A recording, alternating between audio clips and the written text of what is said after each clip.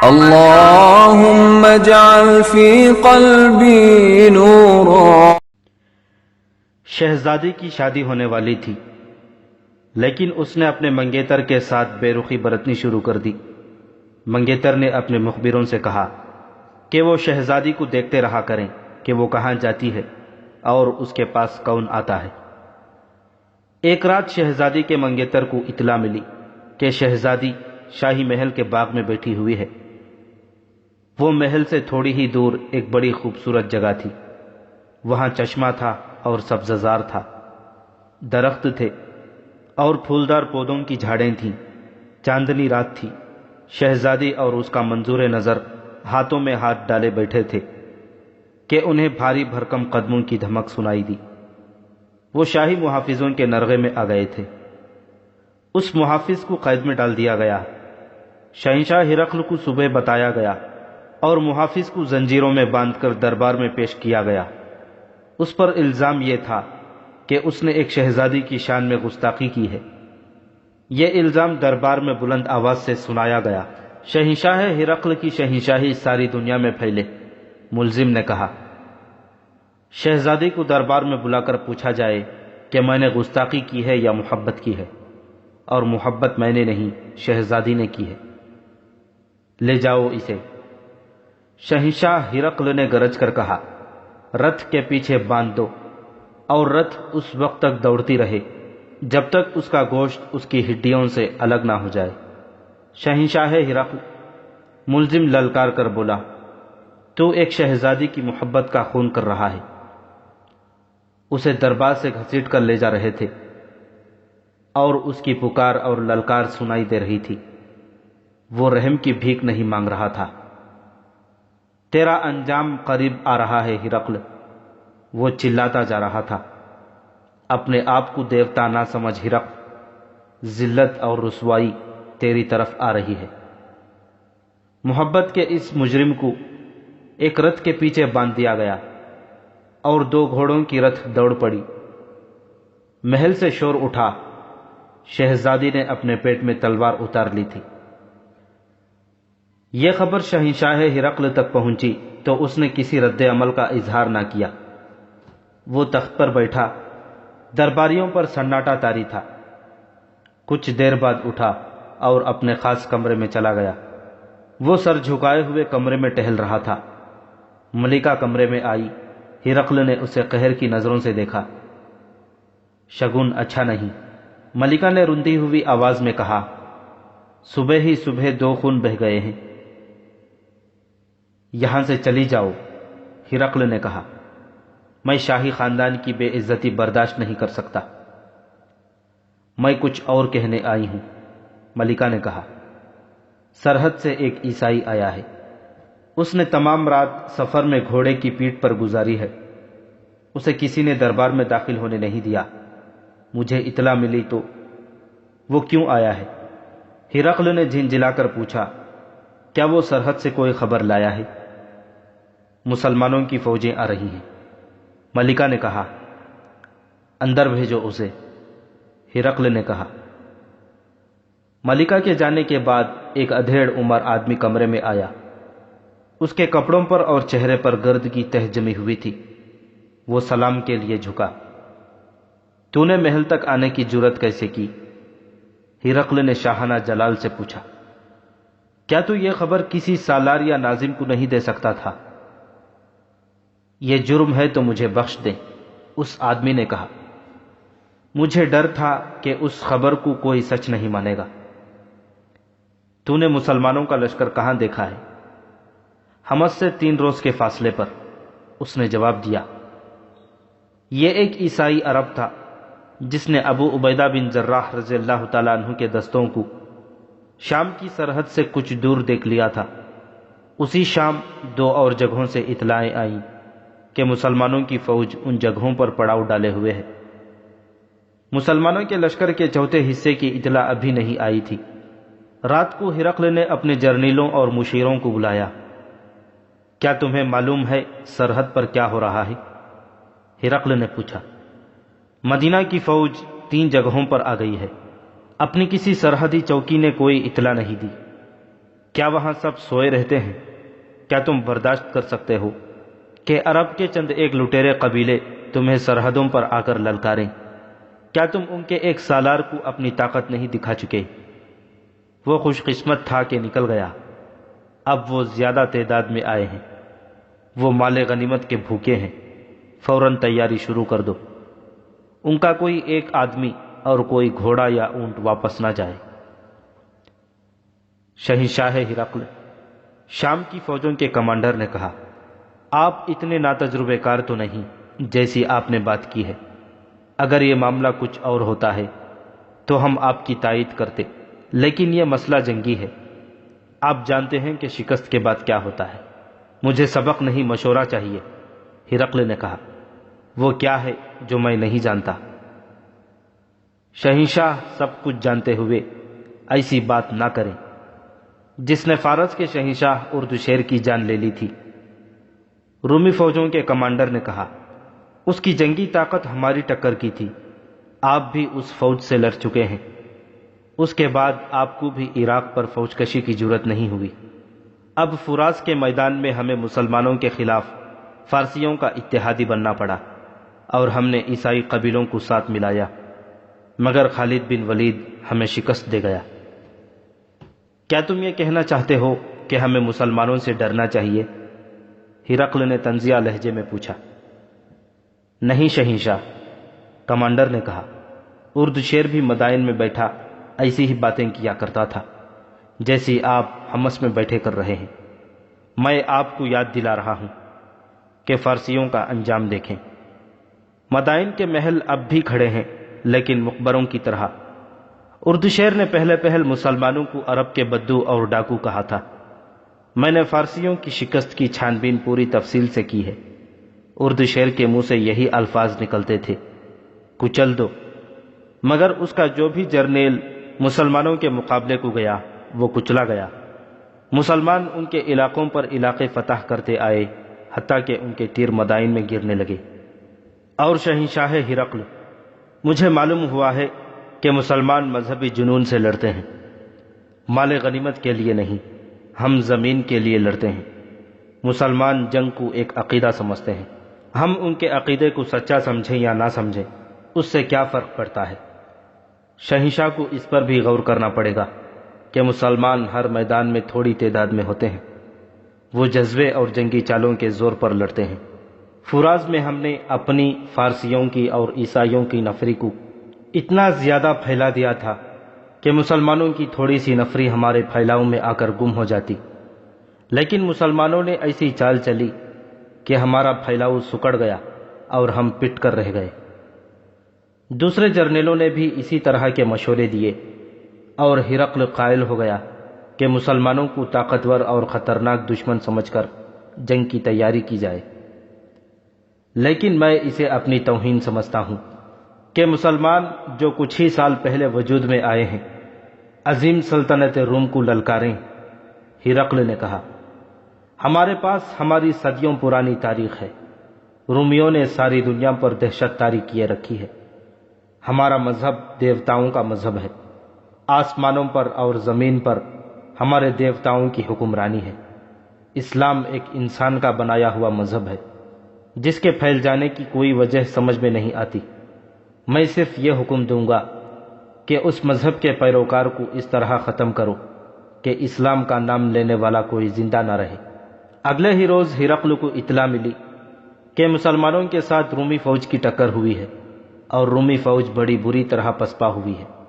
یہ عمرو بن عاص رضی اللہ تعالیٰ عنہ کے دستے تھے جو تبوک سے آگے بڑھے تو رومی فوج کے کچھ دستے ان کی راہ میں حائل ہو گئے۔ یہ شام کے عیسائی عربوں کے دستے تھے جن کے ذمہ سرحدوں کی دیکھ بھال کا کام تھا۔ عمرو بن عاص رضی اللہ تعالیٰ عنہ بڑے ہوشیار سالار تھے۔ انہوں نے ایسی چال چلی کہ اپنے ہراول دستے کو دشمن سے ٹکر لینے کے لیے آگے بھیجا اور دشمن کو گھیرے میں لینے کی کوشش کی، لیکن شام کے عیسائی عربوں کے دستے تھوڑا سا نقصان اٹھا کر واپس ہو گئے۔ عمرو بن عاص ایلا کے مقام پر پہنچ گئے۔ یزید بن ابی سفیان بھی اپنے دستوں کے ساتھ ان سے آ ملے۔ جو ہی مدینہ کے لشکر کے یہ دونوں حصے اکٹھے ہوئے، روم کی فوج ان کا راستہ روکنے کے لیے سامنے آ گئی۔ مورخوں کے مطابق روم کی اس فوج کی نفری تقریباً اتنی ہی تھی جتنی مسلمانوں کی تھی۔ اب دو مسلمان سالار اکٹھے ہو گئے تھے۔ انہوں نے رومیوں کے ساتھ آمنے سامنے کی ٹکر لی۔ رومیوں نے جم کر مقابلہ کرنے کی کوشش کی، لیکن قدم جما نہ سکے اور پسپا ہو گئے۔ یزید بن ابی سفیان نے اپنے سوار دستے کو ان کے تعاقب میں بھیج دیا۔ رومیوں پر کچھ ایسی دہشت طاری ہو گئی تھی کہ وہ سوائے کٹ کٹ کر مرنے کے اور کچھ بھی نہ کر سکے۔ شہنشاہ ہرقل کو جب اپنے دستوں کی اس پسپائی کی اطلاع ملی تو وہ آگ بگولا ہو گیا۔ اس نے اپنے جرنیلوں کو ایک بار پھر بلایا اور حکم دیا کہ زیادہ سے زیادہ فوج اکٹھی کر کے شام کی سرحد کے باہر کسی جگہ مسلمانوں کے ساتھ جنگ لڑی جائے اور انہیں وہیں ختم کیا جائے۔ مسلمان سالاروں نے ان جگہوں سے جہاں وہ پڑاؤ ڈالے ہوئے تھے چند آدمیوں کو اپنے زیر اثر لے لیا اور انہیں بے انداز انعام و اکرام کا لالچ دیا، جس کے عوض وہ مسلمانوں کے لیے جاسوسی کرنے پر آمادہ ہو گئے۔ چند دنوں میں ہی وہ مطلوبہ خبریں لے آئے۔ ان کی رپورٹوں کے مطابق رومی جو فوج اکٹھی کر رہے تھے اس کی تعداد 1,00,000 سے کچھ زیادہ تھی۔ اس فوج کا ایک حصہ اجنادین کی طرف کوچ کر رہا تھا۔ جاسوسوں نے یہ اطلاع بھی دی کہ رومی فیصلہ کن جنگ کے لیے تیار ہو کر آ رہے ہیں۔ جاسوسوں نے تیاریوں کی پوری تفصیل بیان کی۔ ابو عبیدہ بن جراح رضی اللہ تعالیٰ عنہ کو امیر المؤمنین نے یہ حکم دیا تھا کہ لشکر کے چاروں حصوں کو اکٹھا لڑنا پڑا تو وہ یعنی ابو عبیدہ پورے لشکر کے سالار ہوں گے۔ صورت ایسی پیدا ہو گئی تھی کہ لشکر کے چاروں حصوں کو اکٹھا ہونا پڑا۔ ابو عبیدہ نے پورے لشکر کی کمان لے لی، لیکن لشکر کو مکمل طور پر ایک جگہ اکٹھا نہ ہونے دیا۔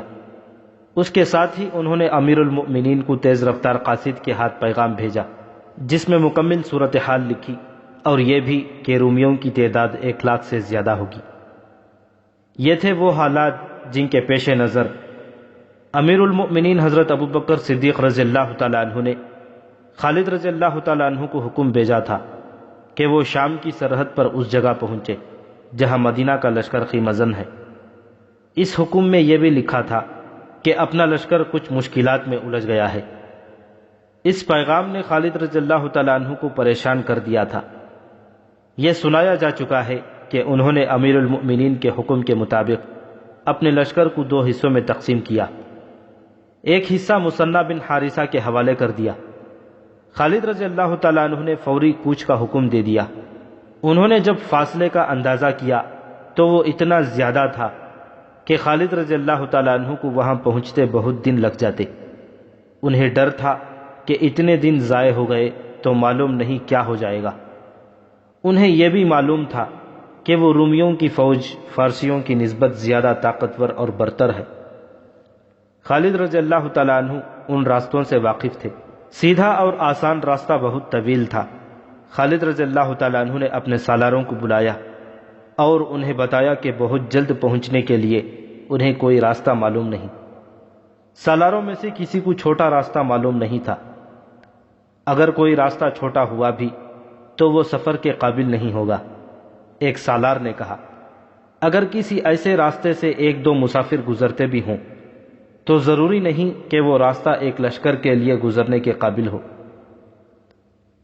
میں ایک آدمی کو جانتا ہوں، ایک اور سالار بولا، رافع بن امیرہ، وہ ہمارے قبیلے کا زبردست جنگجو ہے اور میں نے دیکھا ہے کہ خدا نے اسے کوئی ایسی طاقت دی ہے کہ وہ زمین کے نیچے کے بھید بھی بتا دیتا ہے۔ وہ اس صحرا کا بھیدی ہے۔ حضرت خالد کے حکم سے رافع بن امیرہ کو بلایا گیا اور اس سے منزل بتا کر پوچھا گیا کہ چھوٹے سے چھوٹا راستہ کوئی ہے؟ زمین ہے تو راستے بھی ہیں، رافع نے کہا۔ یہ مسافر کی ہمت پر منحصر ہے کہ وہ ہر راستے پر چل سکتا ہے یا نہیں۔ تم منزل تک کسی بھی راستے پر پہنچ سکتے ہو، لیکن بعض راستے ایسے ہوتے ہیں جن پر سانپ بھی نہیں رینگ سکتا۔ میں ایک راستہ بتا سکتا ہوں، لیکن یہ نہیں بتا سکتا کہ اس لشکر کے کتنے آدمی منزل تک زندہ پہنچیں گے، اور میں یہ بھی بتا سکتا ہوں کہ گھوڑا اس صحرائی راستے سے نہیں گزر سکتا۔ گھوڑا اتنی پیاس برداشت نہیں کر سکتا اور گھوڑوں کے لیے پانی ساتھ لے جایا نہیں جا سکتا۔ خالد رضی اللہ تعالیٰ عنہ نے اپنا بنایا ہوا نقشہ اس کے آگے رکھا اور پوچھا کہ وہ کون سا راستہ بتا رہا ہے۔ یہ قراقر ہے۔ رافع بن امیرہ نے نقشے پر انگلی رکھتے ہوئے کہا، یہاں ایک نخلستان ہے جو اتنا سرسبز اور شاداب ہے کہ مسافروں پر اپنا جادو طاری کر دیتا ہے۔ یہاں سے ایک راستہ نکلتا ہے جو سوا کو جاتا ہے۔ سوا میں پانی اتنا زیادہ ہے کہ سارا لشکر اور لشکر کے تمام جانور پانی پی سکتے ہیں، لیکن یہ پانی اسے ملے گا جو سوا تک زندہ پہنچ جائے گا۔ اوپر سورج کی تپش دیکھو، دن کو کتنا چل سکو گے، کتنی دور تک چل سکو گے، یہ میں نہیں جانتا۔ اتنے اونٹ لاؤ کہ لشکر کا ہر فرد ان پر سوار ہو۔ ابن ولید، تم سہرا کے بیٹے ہو، مگر اس سہرا سے نہیں گزر سکو گے۔ رافع بن امیرہ نے جو راستہ بتایا وہ مورخوں کی تحریروں کے مطابق 120 میل تھا۔ یہ 120 میل فاصلہ طے کرنے سے منزل تک کئی دن پہلے پہنچا جا سکتا تھا۔ خالد رضی اللہ تعالیٰ عنہ وہ سالار تھے جو مشکلات کی تفصیلات سن کر نہیں بلکہ مشکلات میں پڑھ کر اندازہ کیا کرتے تھے کہ ان کی شدت کتنی کچھ ہے۔ ان کے دماغ میں صرف یہ سمائی ہوئی تھی کہ مدینہ کا لشکر مشکل میں ہے اور اس کی مدد کو پہنچنا ہے۔ سیدھے راستے سے فاصلہ 600 سے 700 میل تک بنتا تھا۔ رافع کے بتائے ہوئے راستے سے جانے سے فاصلہ آدھا رہ جاتا تھا، مگر رافع بتاتا تھا کہ اس خطرناک راستے سے جاؤ تو 5-6 دن ایسی دشواریوں سے گزرنا پڑتا ہے جو انسان کیا برداشت کرے گا، گھوڑا بھی برداشت نہیں کر سکتا۔ پانی تو مل ہی نہیں سکتا، اور سب سے بڑی مشکل یہ کہ مہینہ مئی کا تھا جب ریگستان جل رہے ہوتے ہیں۔ خدا کی قسم ابن ولید، ایک سالار نے کہا، تو اتنے بڑے لشکر کو اس راستے پر نہیں لے جائے گا جو تباہی کا اور بہت بری موت کا راستہ ہوگا، اور جس کا دماغ صحیح ہوگا وہ اس راستے پر نہیں جائے گا۔ ایک اور سالار نے کہا، ہم اسی راستے سے جائیں گے۔ خالد رضی اللہ تعالیٰ عنہ نے ایسی مسکراہٹ سے کہا جس میں عجیب سی سنجیدگی تھی، ہم پر فرض ہے کہ تیری اطاعت کریں۔ رافع بن امیرہ نے کہا، لیکن ایک بار پھر سوچ لے، میں وہ حکم دیتا ہوں جو حکم اللہ مجھے دیتا ہے۔ خالد رضی اللہ تعالیٰ عنہ نے کہا، ہارتے وہ ہیں جن کے ارادے کمزور ہوتے ہیں، اللہ کی خوشنودی ہمیں حاصل ہے، اور پھر اللہ کی راہ میں جو مصیبتیں آئیں گی ہم کیوں نہ انہیں بھی برداشت کریں۔ یہ واقعہ اور یہ گفتگو طبری نے ذرا تفصیل سے بیان کی ہے۔ خالد رضی اللہ تعالیٰ عنہ کے سالاروں نے ان کے عزم کی یہ پختگی دیکھی تو سب نے پرجوش لہجے میں لبیک کہی۔ ان میں سے کسی نے کہا، ابن ولید، تجھ پر اللہ کا کرم، وہ کر جو تو بہتر سمجھتا ہے، ہم تیرے ساتھ ہیں۔ خالد رضی اللہ تعالیٰ عنہ نے اس سفر پر روانگی سے پہلے ایک حکم یہ دیا کہ لشکر کا ہر فرد اون پر سوار ہوگا، گھوڑے سواروں کے بغیر پیچھے پیچھے چلیں گے۔ دوسرا حکم یہ کہ عورتوں اور بچوں کو مدینہ بھیج دیا جائے۔ سالاروں کو خالد رضی اللہ تعالیٰ عنہ نے کہا تھا کہ تمام لشکر کو اچھی طرح بتا دیں کہ وہ ایسے راستے پر جا رہے ہیں جس راستے سے پہلے کبھی کوئی لشکر نہیں گزرا۔ ہر کسی کو ذہنی طور پر تیار کیا جائے۔ مئی کا مہینہ اونٹوں کی فراہمی میں گزر گیا۔ جون 634 عیسوی ربیع الاخر 13 ہجری کا مہینہ شروع ہو گیا۔ اب تو سہرا جل رہا تھا۔ خالد رضی اللہ تعالیٰ عنہ نے کوچ کا حکم دے دیا۔ ان کے ساتھ 9000 مجاہدین تھے جو اس خودکش سفر میں جا رہے تھے۔ قراقر تک سفر ویسا ہی تھا جیسا اس لشکر کا ہر سفر ہوا کرتا تھا۔ وہ سفر قراقر سے شروع ہونا تھا جسے مسلمان مورخوں نے اور یورپی مورخوں نے بھی تاریخ کا سب سے خطرناک اور بھیانک سفر کہا ہے۔ مثنہ بن حارثہ قراقر تک خالد رضی اللہ تعالیٰ عنہ کے ساتھ گئے۔ مثنہ کو ہیرا واپس آنا تھا۔ قراقر سے جس قدر پانی ساتھ لے جایا جا سکتا تھا مشکیزوں میں بھر لیا گیا، مٹکے بھی اکٹھے کر لیے گئے تھے، ان میں بھی پانی بھر لیا گیا۔ اگلی صبح جب لشکر روانہ ہونے لگا تو مثنہ بن حارثہ خالد رضی اللہ تعالیٰ عنہ سے اور اس کے سالاروں سے گلے لگ کے ملے۔ یعقوبی اور ابن یوسف نے لکھا ہے کہ مثنہ بن حارثہ پر رقت طاری ہو گئی تھی، ان کے منہ سے کوئی دعا نہ نکلی۔ آنکھوں سے آنسو نکل آئے۔ دعائیں ان کے دل میں تھی، انہیں یقین نہیں تھا کہ وہ خالد رضی اللہ تعالیٰ عنہ کو اور ان 9000 مجاہدین کو پھر کبھی دیکھ سکیں گے۔ ابن ولید رافع نے خالد رضی اللہ تعالیٰ عنہ کے دونوں کندھوں پر ہاتھ رکھ کر کہا، اب بھی سوچ لے، رستہ بدل دے، اتنی جانوں کے ساتھ مت کھیل۔ ابن امیرہ خالد رضی اللہ تعالیٰ عنہ نے غصے سے کہا، اللہ تجھے غارت کرے، مجھے اللہ کی راہ سے مت روک، یا مجھے وہ راستہ بتا جو مجھے مدینہ کے لشکر تک جلدی پہنچا دے۔ تو نہیں جانتا، تو ہٹ میرے سامنے سے اور حکم مان جو میں نے دیا ہے۔ رافع خالد رضی اللہ تعالیٰ عنہ کے آگے سے ہٹ گیا۔ خالد رضی اللہ تعالیٰ عنہ اونٹ پر سوار ہوئے اور لشکر چل پڑا۔ سب سے آگے رافع کا اونٹ تھا، اسے رہبری کرنی تھی۔ مثنیٰ کھڑے دیکھتے رہے۔ انہوں نے اپنے ساتھیوں سے کہا، امیر المؤمنین نے ٹھیک کہا تھا کہ اب کوئی ماں خالد جیسا بیٹا پیدا نہیں کرے گی۔ وہی صحرا جو رات کو خنک تھا، سورج نکلتے ہی تپنے لگا، اور جب سورج اور اوپر آیا تو زمین سے پانی کے رنگ کے شعلے اٹھنے لگے۔ پانی کے رنگ کا جھلمل کرتا ایک پردہ تھا جو آگے آگے چل رہا تھا۔ اس کے آگے کچھ پتہ نہیں چلتا تھا کیا ہے۔ جون کا سورج جب سر پر آیا تو لشکر کے افراد ایک دوسرے کو پہچان نہیں سکتے تھے۔ ہر کوئی زمین سے اٹھتی ہوئی تپش کے لرزتے پردے میں لرزتا کانپتا یا لٹکے ہوئے باریک کپڑے کی طرح، لہروں کی طرح ہلتا نظر آتا تھا۔ مجاہدین نے ایک جنگی ترانہ مل کر گانا شروع کر دیا۔ خالد رضی اللہ تعالیٰ عنہ نے انہیں روک دیا، کیونکہ بولنے سے پیاس بڑھ جانے کا امکان تھا۔ اونٹ کئی دنوں تک پیاسا سفر کر سکتا ہے، لیکن انسان پیدل جا رہا ہو یا اونٹ یا گھوڑے پر سوار ہو، وہ چند گھنٹوں سے زیادہ پیاس برداشت نہیں کر سکتا۔ پہلی شام جب پڑاؤ ہوا تو تمام لوگ پانی پر ٹوٹ پڑے۔ ان کے جسم جل رہے تھے، کھانے کی جگہ بھی انہوں نے پانی پی لیا۔ دوسرے دن لشکر کا ہر آدمی محسوس کرنے لگا تھا کہ وہ صحرا نہیں جس میں انہوں نے بے شمار بار سفر کیا ہے، یہ تو جہنم ہے جس میں وہ چلے جا رہے ہیں۔ ایک تو تپش تھی جو جلا رہی تھی، دوسرے ریت کی چمک تھی جو آنکھیں نہیں کھولنے دیتی تھی۔ ریت کا سمندر تھا، بلکہ یہ آگ کا سمندر تھا، اور لشکر شعلوں میں تیرتا جا رہا تھا۔ تیسرے روز کا سفر اس طرح ہولناک اور اذیت ناک ہو گیا کہ ٹیلوں اور نشیب و فراز کا علاقہ شروع ہو گیا تھا۔ یہ ریت اور مٹی کے ٹیلے تھے جو آگ کی دیواروں کی مانند تھے۔ پہلے تو لشکر سیدھا جا رہا تھا، اب تھوڑے تھوڑے فاصلے پر مڑنا پڑتا تھا۔ دیواروں جیسے ٹیلے مجاہدین کو جلا رہے تھے۔ یہاں سب سے زیادہ خطرہ بھٹک جانے کا تھا۔ بعض دیواروں جیسے ٹیلوں کے درمیان جگہ اتنی تنگ تھی کہ اونٹ دونوں طرف رگڑ کھا کر گزرتے تھے۔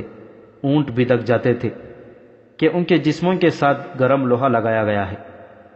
تیسری شام پڑاؤ ہوا تو سب کے منہ کھلے ہوئے تھے اور وہ آپس میں بات بھی نہیں کر سکتے تھے۔ اس شام لشکر نے پانی پیا تو یہ ہولناک انکشاف ہوا کہ باقی سفر کے لیے پانی نہیں رہا۔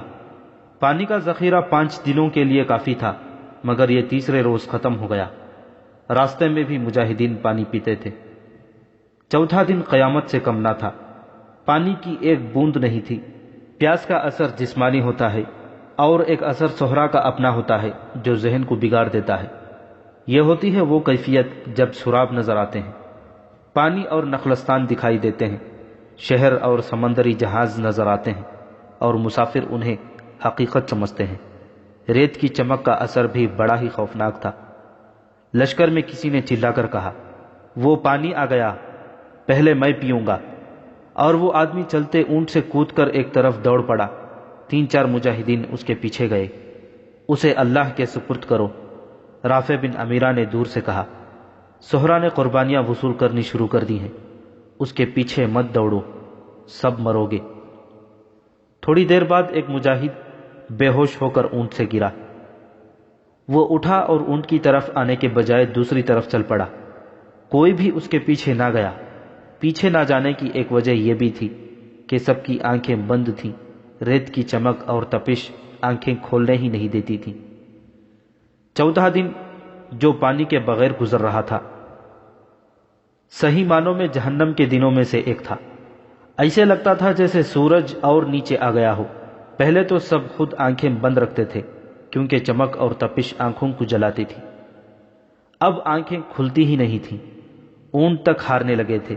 کوئی اونٹ بڑی خوفناک آواز نکالتا، بیٹھنے کے لیے اگلی ٹانگیں دوہری کرتا اور ایک پہلو پر لڑک جاتا تھا۔ سوار بھی گرتا مگر اس میں اٹھنے کی ہمت نہیں ہوتی تھی۔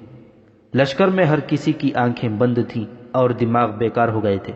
انہیں محسوس ہی نہیں ہوتا تھا کہ ان کا کوئی ساتھی اونٹ سے گر پڑا ہے یا یہ کہ اس کا اونٹ بھی گر پڑا ہے اور اسے اٹھا کر اپنے ساتھ اونٹ پر بٹھا لیں۔ سراب کا شکار ہونے والوں کی تعداد بڑھتی جا رہی تھی۔ خود خالد رضی اللہ تعالیٰ عنہ کی حالت ایسی ہو گئی تھی کہ انہیں کچھ پتہ نہیں چل رہا تھا کہ لشکر میں کیا ہو رہا ہے۔ وہ تو عزم اور ایمان کی قوت تھی جو انہیں زندہ رکھے ہوئے تھی، اور یہ اونٹ تھے جو چلے جا رہے تھے۔ اگر اونٹ رک جاتے تو لشکر کا کوئی ایک بھی فرد ایک قدم نہ چل سکتا۔ گھوڑوں کے منہ کھل گئے تھے اور زبانیں لٹک آئی تھیں۔ مجاہدین کی زبانیں سوج گئی تھیں۔ حلق میں کانٹے چبھ رہے تھے، اس وجہ سے ان کے منہ بھی کھل گئے تھے۔ وہ تو اب لاشوں کی مانند ہو گئے تھے۔ اونٹوں کی پیٹھوں پر اپنے آپ کو سنبھال نہیں سکتے تھے، اسی لیے ان میں سے کوئی نہ کوئی گر پڑتا تھا۔ اب وہ عالم نزا کے قریب پہنچ رہے تھے۔ جسموں کی نمی خشک ہو چکی تھی۔ رات کو لشکر رکا۔ تمام رات مجاہدین نے جاگتے گزاری۔ جسموں کے اندر سوئیاں چبھتی تھیں۔ زبانوں کی حالت ایسی تھی جیسے منہ میں کسی نے لکڑی کا ٹکڑا رکھ دیا ہو۔ سفر کے آخری دن کا سورج طلوع ہو کر مجاہدین کو موت کا پیغام دینے لگا۔ کئی مجاہدین اونٹوں پر بے ہوش ہو گئے۔ وہ خوش قسمت تھے جو لڑک کر گرے نہیں۔ یہ لشکر اب ایک لشکر کی طرح نہیں جا رہا تھا۔ اونٹ بکھر گئے تھے، بعض بہت پیچھے رہ گئے تھے، کئی دائیں اور کئی بائیں پھیل گئے تھے۔ رفتار خطرناک حد تک سست ہو گئی۔ یہ پانی کے بغیر دوسرا دن تھا، اور یہ ایک معجزہ تھا کہ وہ ابھی تک زندہ تھے۔ کون سی طاقت تھی جو انہیں زندہ رکھے ہوئے تھی؟ وہ اللہ کا وہ پیغام تھا جو رسول کریم صلی اللہ علیہ وسلم لائے تھے، اور یہ مجاہدین انسانیت کی نجات کے لیے اللہ کا یہ پیغام زمین کے گوشے گوشے تک پہنچانے کے لیے صحرا کی آگ میں سے گزر رہے تھے۔ اللہ نے انہیں بڑی ہی اذیت ناک آزمائش میں ڈال دیا تھا، اور اسی کی ذات انہیں زندہ رکھے ہوئے تھی۔ غروب آفتاب سے بہت پہلے خالد رضی اللہ تعالیٰ عنہ اپنے اونٹ کو رافع بن امیرہ کے اونٹ کے قریب لے گئے۔ ابن امیرہ، خالد رضی اللہ تعالیٰ عنہ نے بڑی مشکل سے یہ الفاظ زبان سے نکالے، کیا اب ہمیں اس چشمے پر نہیں ہونا چاہیے تھا جس کا تو نے ذکر کیا تھا؟ سوا ایک ہی منزل دور رہ گیا ہوگا۔ اللہ تجھے سلامت رکھے ولید کے بیٹے۔ رافع بن امیرہ نے کہا، میں آشوب چشم کا مریض تھا، اس صحرا نے میری آنکھوں کا نور ختم کر دیا ہے، میں اب کیسے دیکھوں؟ کیا تو اندھا ہو گیا ہے؟ خالد رضی اللہ تعالیٰ عنہ نے گھبرائی ہوئی آواز میں پوچھا۔ جو تو دیکھ سکتا تھا وہ ہم میں سے کوئی بھی نہیں دیکھ سکتا، کیا ہم بھٹک گئے ہیں؟ مورخ واقدی اور طبری نے لکھا ہے کہ رافع بن امیرہ کی بینائی ختم ہو گئی تھی۔ اس نے ذہن میں کچھ حساب رکھا ہوا تھا۔ ان دونوں مورخوں نے اس کے صحیح الفاظ اپنی تحریروں میں نقل کیے ہیں۔ ابن ولید، رافع نے کہا، لشکر یہیں روک لے، اپنے کچھ آدمیوں کو آگے بھیج، انہیں کہہ کہ وہ عورت کے پستانوں کی شکل کے 2 ٹیلوں کو تلاش کریں۔ خالد رضی اللہ تعالیٰ عنہ نے کچھ آدمیوں کو آگے بھیج دیا۔ یہ آدمی جلدی ہی واپس آ گئے اور انہوں نے بتایا کہ وہ 2 ٹیلے دیکھ آئے ہیں۔ رافع نے خالد رضی اللہ تعالیٰ عنہ سے کہا کہ اللہ کے کرم سے وہ صحیح راستے پر جا رہے ہیں، لشکر کو آگے لے چلو۔ ابن ولید، رافع بن امیرہ نے کہا، اب اپنے آدمیوں سے کہہ کہ ایک درخت ڈھونڈے جس پر کانٹے ہی کانٹے ہوں گے، اور وہ کوئی اونچا درخت نہیں ہوگا۔ وہ دور سے اس طرح نظر آئے گا جیسے کوئی آدمی بیٹھا ہوا ہو۔ یہ درخت ان 2 ٹیلوں کے درمیان ہوگا۔ آدمی گھوم پھر کر واپس آ گئے اور انہوں نے یہ خبر سنائی کہ انہیں ٹیلوں کے درمیان اور ارد گرد بلکہ دور دور تک کوئی ایسا درخت نظر نہیں آیا۔ انا للہ و انا الیہ راجعون۔ رافع بن امیرہ نے کہا، سمجھ لو کہ ہم سب مر گئے۔ اس نے کچھ سوچ کر اور قدرے جھنجھلا کر کہا، ایک بار پھر جاؤ، درخت مل جائے گا، ریت کے اندر ڈھونڈو۔ آدمی پھر گئے، برچھیاں اور تلواریں ریت میں مار مار کر مطلوبہ درخت کو کھوجنے لگے۔ ایک جگہ انہیں ریت کی ڈھیری نظر آئی۔ ریت ہٹائی تو وہاں ایک درخت کا ٹنڈ منڈ سا تنا ظاہر ہوا۔ یہ خاردار تھا۔ اکھاڑ دو اس درخت کو، رافع نے کہا، اور اس جگہ سے زمین کھودو۔ زمین اتنی زیادہ نہیں کھودی گئی تھی، لیکن پانی امٹ پڑا اور ندی کی طرح بہنے لگا۔ اس گڑھے کو کھود کھود کر کھلا کرتے چلے گئے، حتیٰ کہ یہ ایک وسیع تالاب بن گیا۔ لشکر کے مجاہدین اس پانی پر ٹوٹ پڑے۔ واقعی لکھتا ہے کہ یہ پانی اتنا زیادہ تھا کہ اتنے بڑے لشکر نے پیا، پھر اونٹوں اور گھوڑوں نے پیا، تب بھی وہ امٹتا رہا۔ مجاہدین نے مشکیزیں بھر لیے، تب انہیں خیال آیا کہ معلوم نہیں ان کے کتنے ساتھی پیچھے رہ گئے ہیں۔ اونٹ بھی تر و تازہ ہو چکے تھے اور انسان بھی۔ اپنے ساتھیوں کا خیال آتے ہی کئی مجاہدین اونٹوں پر سوار ہوئے اور واپس چلے گئے۔ وہ منظر بڑا ہولناک تھا۔ جگہ جگہ کوئی نہ کوئی مجاہد اور کوئی اونٹ یا گھوڑا ریت پر بے ہوش پڑا جل رہا تھا۔ مجاہدین نے ان کے منہ میں پانی ڈالا اور انہیں اپنے ساتھ لے آئے۔ بعض مجاہدین شہید ہو چکے تھے، انہیں ان کے ساتھیوں نے وہیں دفن کر دیا۔ ابن امیرہ خالد رضی اللہ تعالیٰ عنہ نے رافع بن امیرہ کو گلے لگا کر کہا، تو نے لشکر کو بچا لیا ہے۔ اللہ نے بچایا ہے ابن ولید۔ رافع نے کہا، میں اس چشمے پر صرف ایک بار آیا تھا اور یہ 30 سال پہلے کا واقعہ ہے۔ میں اس وقت کمسن لڑکا تھا اور میرا باپ مجھے اپنے ساتھ لایا تھا۔ اس چشمے کو اب ریت نے چھپا لیا تھا، لیکن مجھے یقین تھا کہ یہاں چشمہ موجود ہے۔ یہ اللہ کا خاص کرم ہے کہ چشمہ موجود تھا۔ ان مجاہدین کی مہم اس سفر پر ختم نہیں ہو گئی تھی۔ یہ تو آزمائش کی ایک کڑی تھی جس میں سے وہ گزر آئے تھے۔ ان کا اصل امتحان ابھی باقی تھا۔ شام کی سرحد تک پہنچنے کے لیے ابھی 2 منزلیں باقی تھیں، لیکن وہ کٹھن نہیں تھیں۔ اصل مشکل یہ تھی کہ رومی ان کے مقابلے کے لیے اور انہیں شام کی سرحدوں سے دور ہی ختم کرنے کے لیے اتنی زیادہ فوج اکٹھی کر رہے تھے، جس کے مقابلے میں مسلمانوں کی یہ نفری کوئی حیثیت ہی نہیں رکھتی تھی۔ اسلامی فوج کی نفری تو پہلے ہی کم تھی، اور خالد رضی اللہ تعالیٰ عنہ 9000 نفری کی جو کمک لے کر گئے تھے، اس کے ہر فرد کو بالکل خشک اور ناقابل برداشت حد سے بھی زیادہ گرم صحرا نے 5 دنوں میں چوس لیا تھا۔